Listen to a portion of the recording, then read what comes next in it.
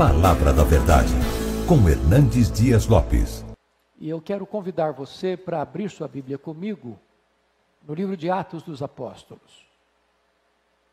E nós vamos ler os primeiros versos do capítulo 1. Atos dos Apóstolos, capítulo 1.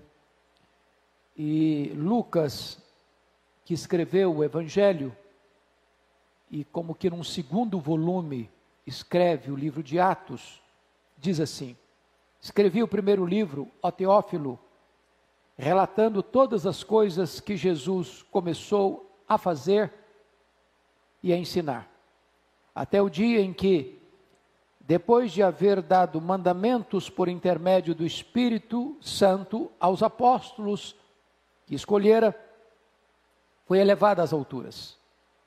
A estes também, depois de ter padecido, se apresentou vivo, com muitas provas incontestáveis, aparecendo-lhes durante 40 dias, falando das coisas concernentes ao reino de Deus. E comendo com eles, determinou-lhes que não se ausentassem de Jerusalém, mas que esperassem a promessa do Pai, a qual, disse ele, de mim ouvistes. Porque João, na verdade, batizou com água, mas vós sereis batizados com o Espírito Santo, não muito depois destes dias. O meu propósito nesta manhã é fazer uma espécie de síntese. Meu propósito nesta manhã é fazer uma espécie de síntese do livro de Atos, entendendo como foi a jornada da igreja cristã de Jerusalém a Roma. Entender isso é muito importante para o enlevo e enriquecimento da nossa vida espiritual.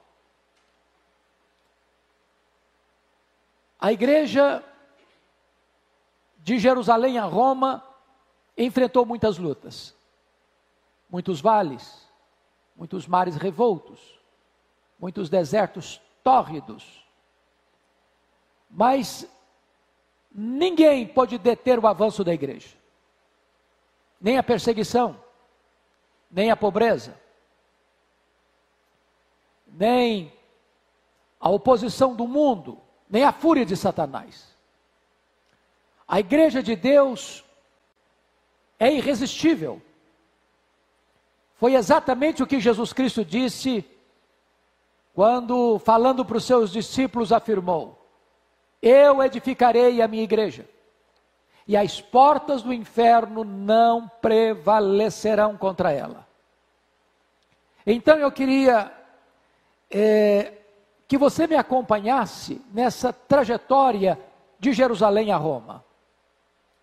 Lucas, que escreveu o Evangelho, e retrata como nenhum outro evangelista o nascimento de Cristo, com todos os seus aspectos de preparação.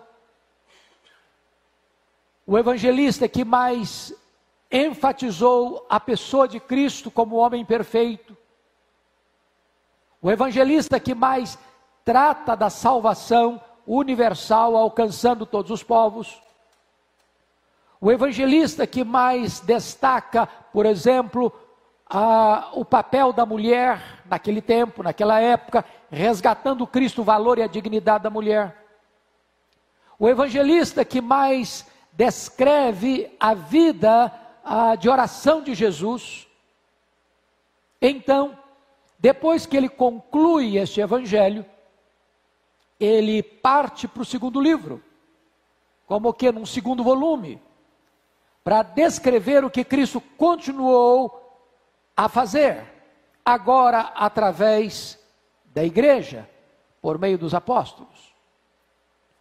O livro de Atos poderá ser dividido em duas grandes partes. Do capítulo 1 ao capítulo 12, você vê com mais ênfase e destaque o ministério do apóstolo Pedro. E dos capítulos 13 ao 28, você vê com maior destaque o ministério do apóstolo Paulo. Se Pedro teve um ministério mais endereçado aos judeus, Paulo teve um ministério endereçado mais aos gentios. Eles não estavam em concorrência, eles eram parceiros. Então, gostaria de iniciar com você com o capítulo 1. Porque no capítulo 1, o Senhor Jesus ainda estava com a sua igreja, passou 40 dias entre sua ressurreição e a sua ascensão, ensinando sobre o reino, e dando ordens à sua igreja, de que eles não deveriam sair, senão depois que fossem revestidos de poder. Esta ordem foi expressa e clara. E então, 120 discípulos, juntamente com Maria, outras mulheres da Galileia que vieram com Jesus, quando ele subiu para Jerusalém, para ser crucificado e ressuscitar, juntamente com os irmãos de Jesus, havia no cenáculo 120 pessoas, que todos perseveravam unânimes em oração, aguardando o cumprimento da promessa do Pai, quando então seriam batizados com o Espírito, quando então receberiam o derramamento do Espírito, quando então cumprir-se-ia a promessa feita lá no livro do profeta Joel, capítulo 2, 28.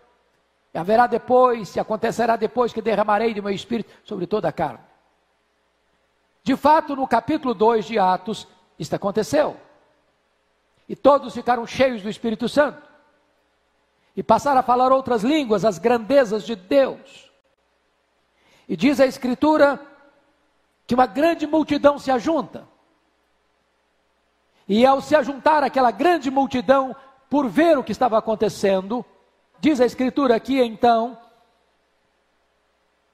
Pedro, diante da angústia daquela multidão, uns olharam e disseram, não, são galileus, outros olhares, não, estão embriagados. E Pedro se levanta, cheio do Espírito Santo, e confronta aquela multidão, dizendo, não, eles não estão embriagados. O que está acontecendo aqui é o cumprimento da promessa do Pai, anunciada por Joel. E Pedro ali então prega um sermão cristocêntrico, sobre a morte de Cristo, sobre a ressurreição de Cristo, para quantos o Senhor nosso Deus chamar. E diz a Bíblia que naquele momento houve uma conversão numerosa de quase 3.000 pessoas. E elas, ao serem convertidas, foram também batizadas e recebidas a comunhão daquela igreja que passa de um núcleo de 120 para mais de 3.000 membros.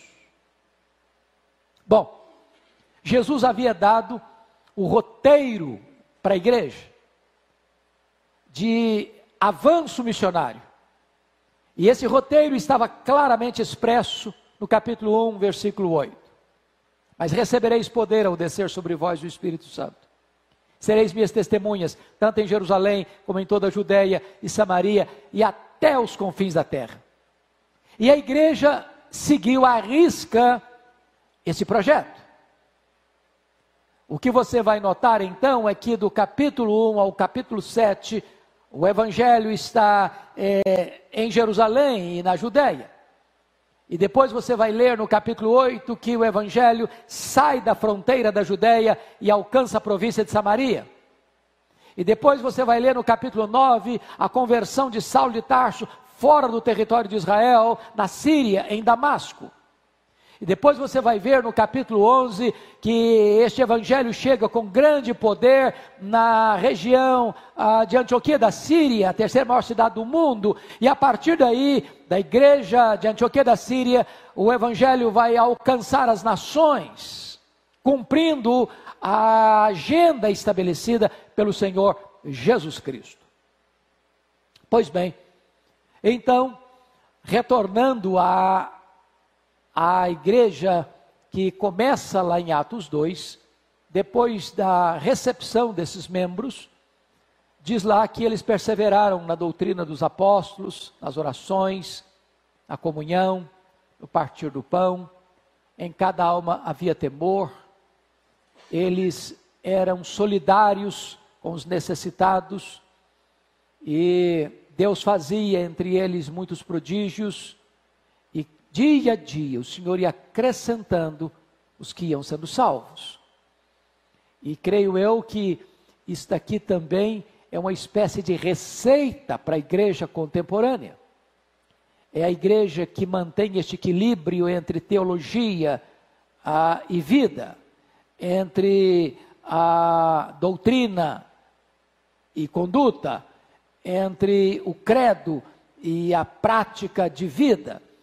E esta igreja, então, é uma igreja que já nasce solidamente plantada na sã doutrina e na vida piedosa, cheia do Espírito Santo de Deus. Quando você vai para o capítulo 3, você nota que a liderança da igreja, maiormente Pedro e João, vão ao templo orar. Eles não apenas eram homens que conheciam teologia, eles eram homens que oravam. Quem sabe hoje nós precisamos aprender com essas pessoas da importância da oração, da necessidade da oração. Como dizia Jonathan Edwards, não basta você ter luz na cabeça, você tem que ter fogo no coração. E ali, eles são abordados por um homem paralítico. E este homem está à porta do templo, a porta formosa, aguardando um gesto de generosidade, pedindo uma esmola. E quando o texto diz que eles foram abordados, Pedro e João, Pedro respondeu: olha para nós. E Pedro disse: eu não tenho ouro, eu não tenho prata, mas aquilo que eu tenho eu te dou. Em nome de Jesus o Nazareno, levanta e anda. E aquele homem paralítico levantou e andou. Isso trouxe uma grande comoção, um grande impacto, porque agora aqueles milagres que Jesus operara ao longo do seu ministério, agora também estão sendo operados pelos seus apóstolos, maiormente aqui pelo apóstolo Pedro. E em face disso, Pedro prega um segundo sermão, e agora a igreja sai de pouco mais de 3.000 membros para 5.000 membros, e a igreja está avançando. Isso certamente incomoda o sinédrio, que ameaça os apóstolos, que prende os apóstolos, que açoita os apóstolos. E recebendo eles uma ordem para não pregar nesse nome, Pedro responde: importa antes obedecer a Deus que aos homens.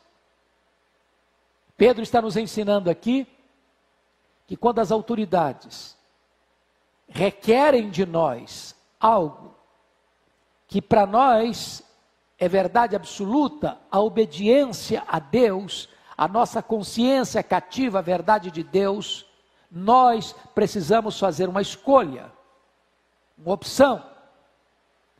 Nesse momento, então, é melhor sofrer as consequências das sanções dos homens para sermos fiéis e obedientes a Deus. Se porventura, num regime de totalitarismo, como acontece em algumas nações do mundo ainda hoje, o cristão for proibido de exercitar sua fé, ou a negar o nome de Cristo, é melhor você morrer pela sua fé do que apostatar da sua fé.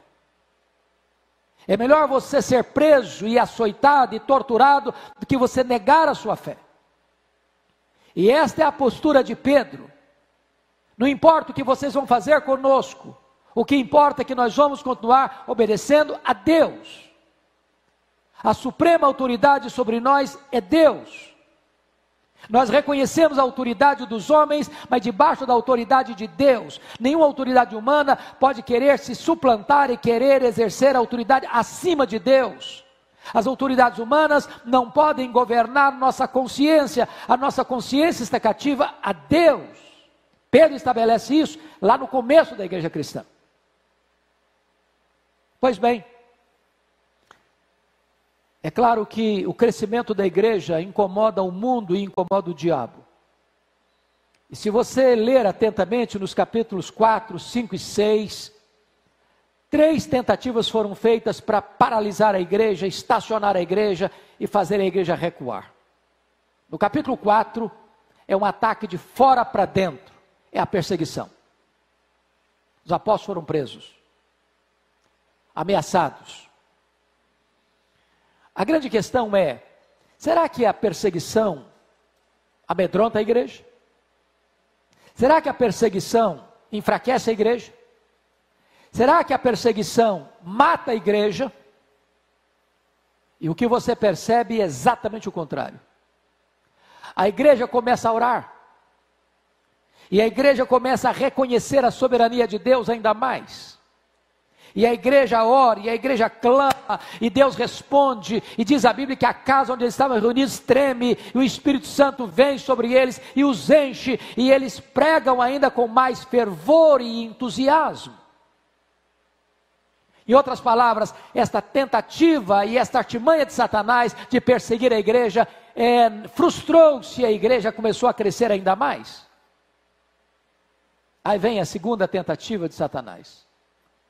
Capítulo 5.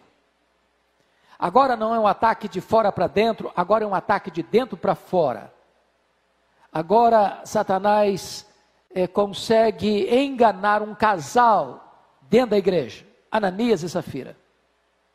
Isso porque Ananias e Safira viram que Barnabé, por causa da sua generosidade num tempo de grande crise econômica, resolve vender uma propriedade que ele tinha e colocar esses valores aos pés dos apóstolos, que naquela ocasião atendiam também as pessoas necessitadas.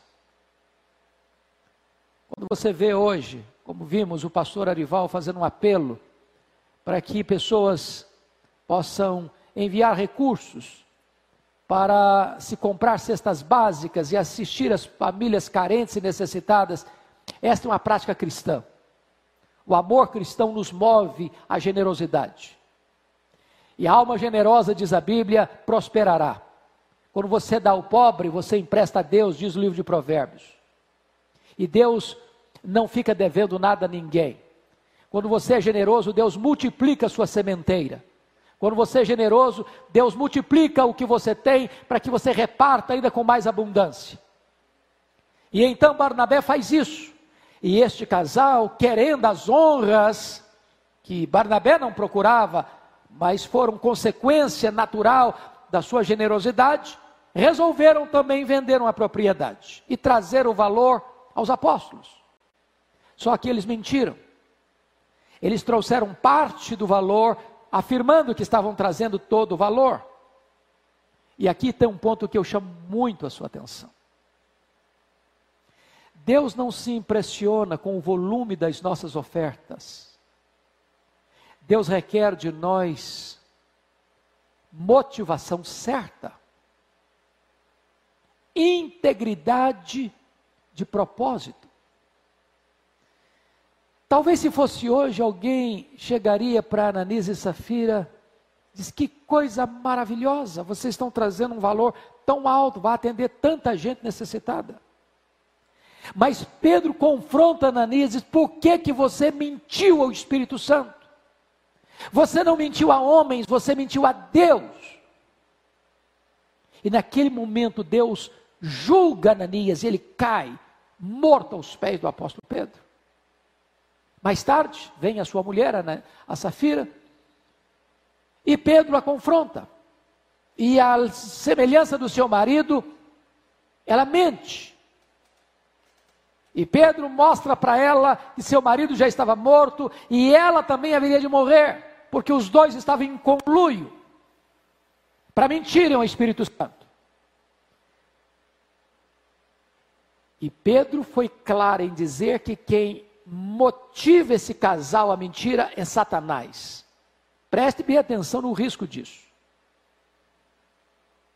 Esse casal estava sendo movido por Satanás para enganar, para mentir.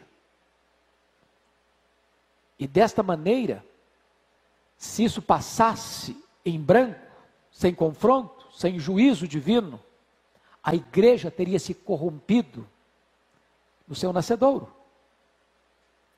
E então, esse ataque de dentro para fora, para tentar corromper as motivações e tirar a pureza da igreja, levando a igreja a uma prática de hipocrisia e de aparência e de espiritualidade cênica e teatral, é fortemente confrontada. O resultado disso é que a igreja continua a crescer ainda mais, e as pessoas não vinham para a igreja agora com motivações apenas equivocadas, as pessoas tinham medo.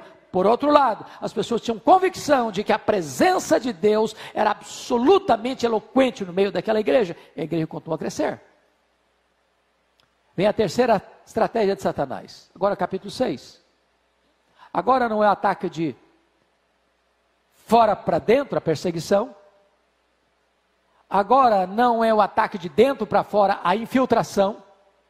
Agora no capítulo 6 é um terceiro ataque, é o ataque da distração. O que está acontecendo? A igreja está crescendo, e ao crescer a igreja, crescem os problemas também. Toda a igreja que cresce, aumenta os problemas, aumenta as necessidades. E o que acontece?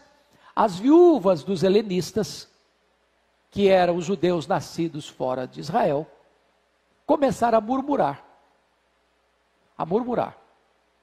dizendo que elas não estavam sendo atendidas com justiça, que elas estavam sendo esquecidas, preteridas. E então, acontece uma espécie de murmuração dentro da igreja. E é curioso que os crentes continuam murmurando até hoje. Esse é um pecado que você ainda vê com muita frequência no meio cristão, murmuração. E aqui, para mim, há uma espécie de divisor de águas na história da igreja primitiva. Porque aqueles apóstolos podiam ter tomado duas decisões. Primeiro, eles podiam pensar assim: bom, crente murmura mesmo. Eles estão murmurando, mas eles não têm razão. Eles estão murmurando, mas não é verdade. Eles estão murmurando, mas isso aí é fruto do pecado deles. Vamos tocar a nossa agenda do mesmo jeito. Eles poderiam ter tomado essa decisão. Ou, eles poderiam ter tomado uma segunda decisão: olha, vamos reunir os apóstolos aqui, nós estamos trabalhando, tem muito trabalho mesmo, só que tem mais demanda, então vamos trabalhar mais, vamos acordar mais cedo, vamos fazer mais coisas, vamos nos desdobrar, vamos concentrar todo este poder de ação na nossa mão. Só nós podemos fazer, só nós sabemos fazer, ninguém mais pode se associar a nós nesse trabalho. Então vamos levantar mais cedo, vamos trabalhar até mais tarde, vamos nós fazer para que não haja murmuração aqui no meio da igreja. Eles poderiam ter tomado essa decisão, mas eles não fizeram isso. Eles disseram: não é bom o que nós estamos fazendo. Vamos fazer o seguinte: vamos escolher dentre vós 7 homens, cheios do Espírito Santo, cheios de sabedoria, cheios de fé, e vamos encarregá-los deste ministério, a diaconia das mesas. Quanto a nós, os apóstolos, nos consagraremos à oração e ao ministério da palavra. Aqui está um corte radical e fundamental na história da igreja primitiva. Agora são 2 diaconias, a diaconia da palavra e a diaconia das mesas. Eles, os apóstolos, não devem se distrair cuidando da diaconia das mesas. Outras pessoas, capacitadas por Deus, cheias do Espírito Santo de Deus, cheias de sabedoria, cheias de fé, devem ser encarregadas desse ministério. Não é que esse ministério é menos importante ou mais importante, mas nós estamos aprendendo com os apóstolos a necessidade de dividir trabalhos, de ter mais capilaridade no serviço, de distribuir ministérios e funções, como aconteceu lá no deserto, quando o sogro de Moisés disse para ele: olha, não é bom o que você está fazendo, você está acumulando tudo em cima de você, escolhe homens capacitados, homens de verdade, homens que não sejam avarentos, para que eles compartilhem com você essa administração do problema do povo. Então, os apóstolos, a partir dali, se dedicaram àquilo para o que de fato eles haviam sido chamados, que eram se dedicar, se consagrar à oração e ao ministério da palavra, e então foi formada a primeira junta diaconal da igreja primitiva. E eles então atenderam aquela demanda, e diz a Bíblia que a murmuração cessa e o povo começa a dar graças a Deus, por causa da decisão sábia tomada pelos apóstolos. Aí você vê o capítulo 7, porque no capítulo 7 você vai encontrar o diácono Estevão. Desses diáconos, 7 diáconos, um deles se destaca como um homem muito comprometido com as Escrituras, a ponto de o seu sermão registrado no capítulo 7 ser o sermão com mais quantidade de citações bíblicas registrado em todas as Escrituras. E Estevão, que era um homem cheio do Espírito Santo, um homem cheio de sabedoria, um homem cheio de poder, um homem cheio da palavra, ele prega com muita autoridade e confronta o seu povo. Isso desperta não quebrantamento, mas fúria do seu auditório. E então diz a Bíblia que Estevão não é condecorado pelo seu auditório, mas apedrejado pelo seu auditório. E quando ele estava sendo apedrejado, ele viu o Senhor de pé para recebê-lo. E Estevão disse: Senhor Jesus, não lhes imputes este pecado. E ali acontece o primeiro martírio da igreja primitiva. O primeiro diácono é apedrejado por pregar a verdade de Deus, a palavra de Deus. Diz a Bíblia que enquanto ele estava sendo apedrejado, um dos opositores, Saulo de Tarso, guardava as vestes daqueles que apedrejaram Estevão. E aí vem o capítulo 8, porque com esta morte de Estevão, uma onda de perseguição varreu a igreja em Jerusalém. E diz a Bíblia que todos foram dispersos, exceto os apóstolos. Mas não dispersos com medo, acuados, acovardados, mas todos saíram pregando a palavra de Deus. Tem hora que a perseguição é uma espécie de vento forte que espalha a semente do evangelho. E ao espalhar os crentes, eles são como que uma sementeira celestial para levar a palavra de Deus para outros horizontes, que outrora não estavam sendo alcançados. E diz a Bíblia que o diácono Filipe chega em Samaria. Olha que coisa gloriosa. Porque Samaria era um território de hostilidade aos judeus. Essa hostilidade já era antiga, tinha mais de 700 anos que isso acontecia. A história lá do domínio das 10 tribos do norte foi em 722, quando Sargão II levou aquele povo cativo. A partir dali foi se formando esse povo samaritano, e à medida que o tempo passava, essa hostilidade aumentava mais e mais, mais e mais, mais e mais. Tanto é fato que quando Jesus estava subindo para Jerusalém, querendo passar pela aldeia dos samaritanos, os samaritanos não receberam Jesus.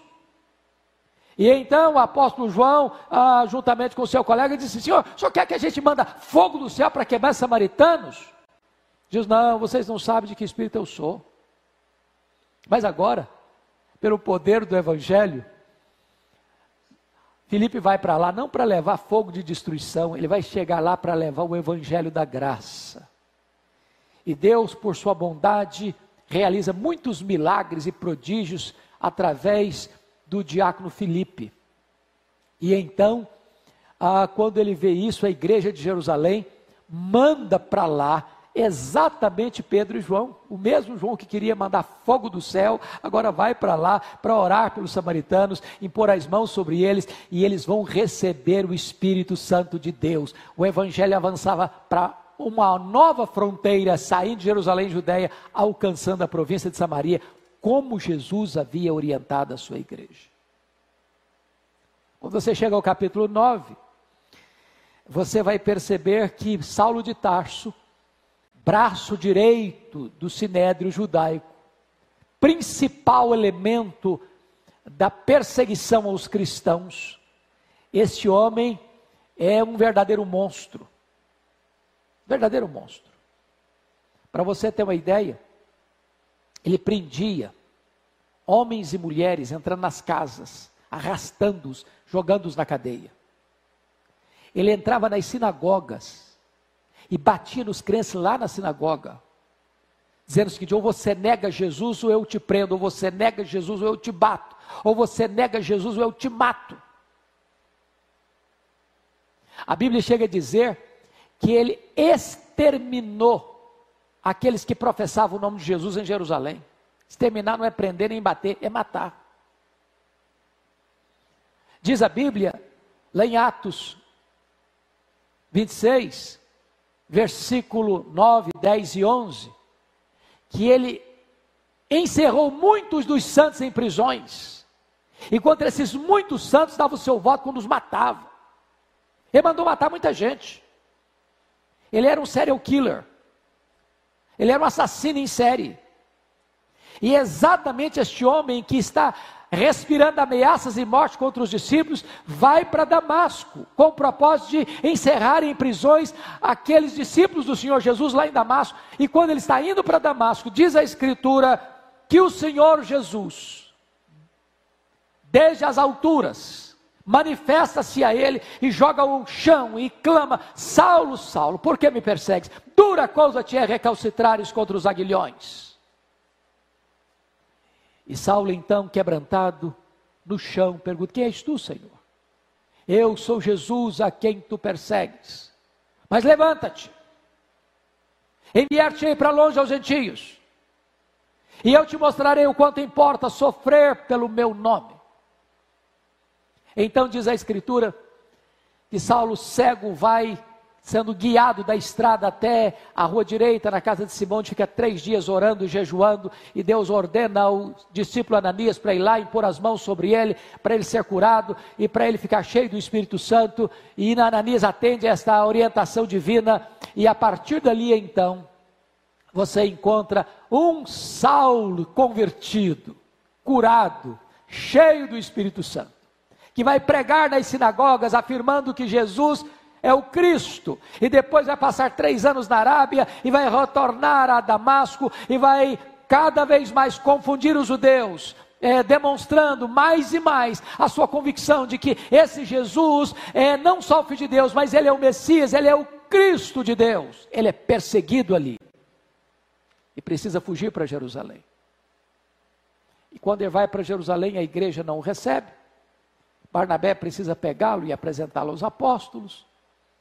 Os apóstolos recebem, e então Paulo começa a ter liberdade para pregar e para discutir com os helenistas na igreja, e Deus está transformando então o maior perseguidor do talvez, e com certeza cremos assim, no maior apóstolo do cristianismo de todos os tempos.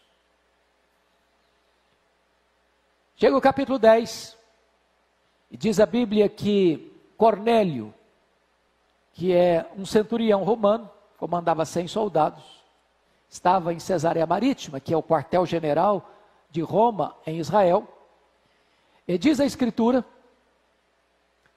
que este homem era um homem piedoso, era um homem que fazia constantes orações, dava esmola aos necessitados, que isso subiu à presença de Deus, e Deus ordena a Cornélio mandar mensageiros a Jope, onde estava Pedro, para Pedro vir para pregar o evangelho para sua família. E Pedro, com certa relutância, veio, estavam todos reunidos, e Paulo prega para eles o evangelho. O Espírito Santo vem sobre eles, e ali Cornélio é batizado. Era mais um passo dentro da agenda de Jesus. Cornélio era um prosélito, e agora é um gentio convertido a Cristo. E aqui a igreja está dando o primeiro passo para chegar até os confins da terra. Chega o capítulo 11, Pedro precisa se defender em Jerusalém, diante do Sinédrio, porque entrou na casa de um gentio. Mas agora somos informados que havia uma comunidade de cristãos florescendo lá em Antioquia da Síria. E a igreja de Jerusalém manda para lá Barnabé. E Barnabé, ao chegar lá, lembrou-se de Saulo, que estava em Tarso já há 10 anos, no molho. Pegou Saulo, levou-o consigo para Antioquia, e durante 1 ano eles ensinaram a palavra de Deus em Antioquia. Então, depois de 1 ano, quando uma multidão de discípulos estava sendo ensinada por eles, o Espírito Santo aparece à igreja que orava e jejuava e disse assim: separai-me agora a Barnabé e a Saulo para a obra a que os tenho chamado. E a igreja envia o melhor que ela tem para a obra missionária. E eles saíram, levando consigo o jovem Marcos como seu auxiliar. E diz a Bíblia que eles chegam em Pafos e enfrentam uma hostilidade muito grande lá de um mágico. E Paulo, cheio do Espírito Santo, diz para esse mágico: ó servo do diabo, até quando perverterás os retos caminhos de Deus? Ficarás cego. E o mágico fica cego, e o procônsul Sérgio Paulo tem seus olhos espirituais abertos e é convertido. E desta maneira, o evangelho começa a chegar através da elite daquela região de Pafos. A partir dali, Paulo deixa de usar o seu nome judaico Saulo para usar o seu nome romano Paulo. E a partir dali também ele assume o comando daquela caravana missionária que até então estava sob a liderança de Barnabé. Eles passam por perto da Panfilha, quando o jovem João Marcos retornou para Jerusalém, onde muito provavelmente Paulo fica doente, sobe as montanhas do Cáucaso e vai para o primeiro território da sua primeira viagem missionária, que foi a Galácia do Sul, Antioquia da Pisídia, Icônio, Derbe e Listra. Ali ele é apedrejado. Ele é arrancado da cidade como um morto, mas Deus o revitaliza. E ele entra de novo na cidade e prega a palavra de Deus. Ali ele sofreu um apedrejamento, mas deixou igrejas plantadas e estabelecidas. Quando ele retorna à igreja enviadora, a igreja de Antioquia da Síria, lá no capítulo 14, versos 26 e 27, eles reúnem a igreja e relatam quanta coisa Deus fizera por intermédio deles e como Deus abrira a porta do evangelho para os gentios. O crescimento da igreja desperta a fúria da seita dos fariseus, que descem de Jerusalém e dizem para si e para os gentios: se vocês não se circuncidarem e não guardarem a lei de Moisés, vocês não poderão ser salvos. Bom, isso não é evangelho. Se acrescentar algo à obra eficaz, completa e cabal de Cristo, isso é dizer que sua fé em Cristo não é suficiente para a salvação.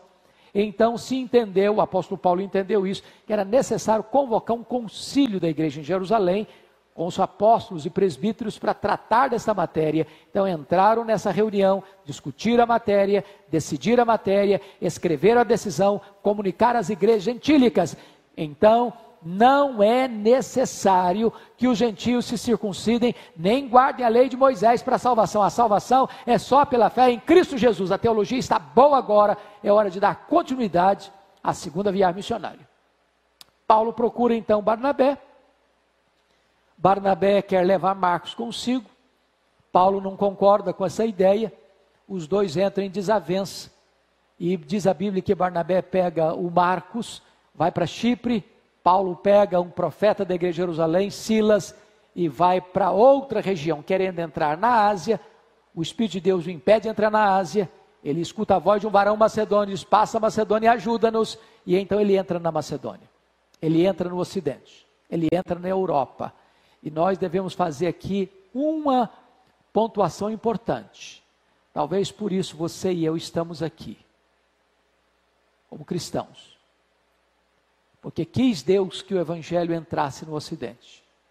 Quis Deus que a obra missionária alcançasse o Ocidente. Bendito seja Deus, porque o evangelho alcança o Ocidente, alcança a Europa alcança a América do Norte alcança o Brasil, e você e eu somos gratos a Deus por essa direção missionária. Paulo chega então em Filipos, que era uma colônia romana, vai para uma reunião de oração, onde tem uma mulher empresária chamada Lídia, que era de Tiatira, era asiática, e ali Deus abre o coração dessa mulher, ela é convertida, ela e toda a sua casa é batizada. Na cidade de Filipos, Paulo liberta uma moça endemoniada com espírito de adivinhação.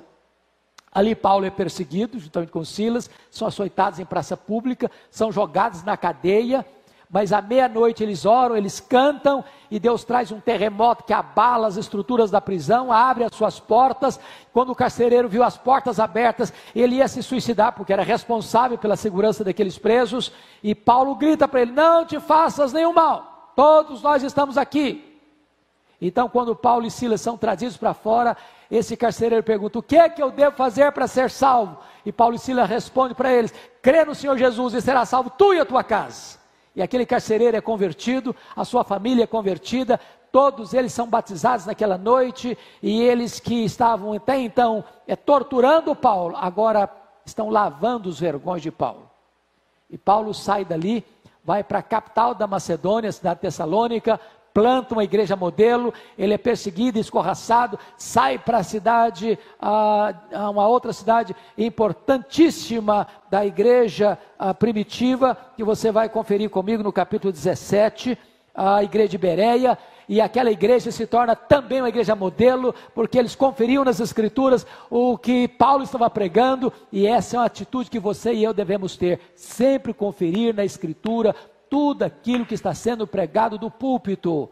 Deus não tem compromisso com a palavra do pregador, Deus tem compromisso com a sua palavra, é a palavra de Deus. Bom, dali Paulo é escorraçado de novo, sai sozinho, deixando para trás Timóteo e Silas, vai para a cidade de Atenas, a capital intelectual do mundo. Lá Paulo percorre a cidade, vê a idolatria predominante na cidade, seu espírito se revolta com isso, ele vai para a praça, discute com os filósofos estoicos, discute com os filósofos epicureus, eles pegam Paulo, levam-no para o Areópago para fazer uma defesa da sua fé, porque para eles Paulo está pregando estranhos deuses, porque pregava Jesus e a ressurreição, e Paulo aproveita para falar do Deus que eles não conheciam, e prega ali em Atenas, sobre o Deus Criador, sobre o Deus da providência, sobre o Deus soberano, sobre o Deus da salvação, e diz a Escritura, que eles então, alguns ridicularizaram Paulo, outros adiaram a decisão, mas uns poucos creram no Senhor Jesus, e Paulo sai dali, vai para Corinto,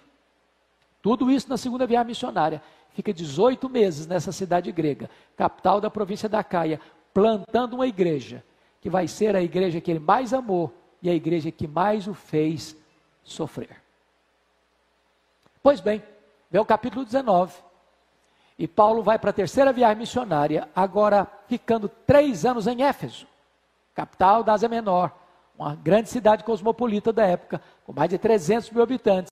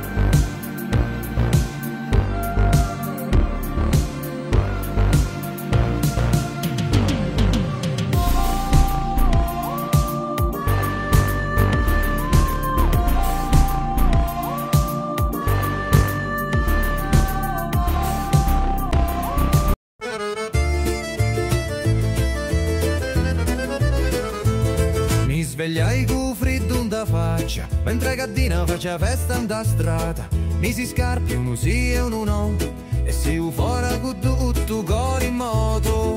A porta scrusciavo, il cielo era chiatto, e i femmini già parlano un tovatto. Un vicino mi dissi, oh cammini presto, ci rispondi no, cerco lo resto. Presto in un giorno che non vuole pensare, ma vuole campare, ridere, scappare. E fuori a casa tutto era come prima, ma in l'aria c'era una gioia più fina. Un paese si muove come una canzone, ogni ogni parola. Sogno figlio di sta terra sincera, e quando esci fuori mi sento intera. Fuori casa tutto canta, voci risate o profumo d'arancia. Non c'è regola, non c'è strada, si sente libero quando vai in tagliazza.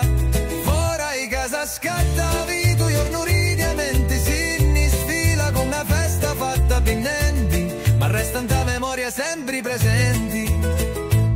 O picciriddu giocava con una rota, una signora impostava roba asciutta, o parrino passava con passi di seta e saluta con l'occhio con una risa discreta.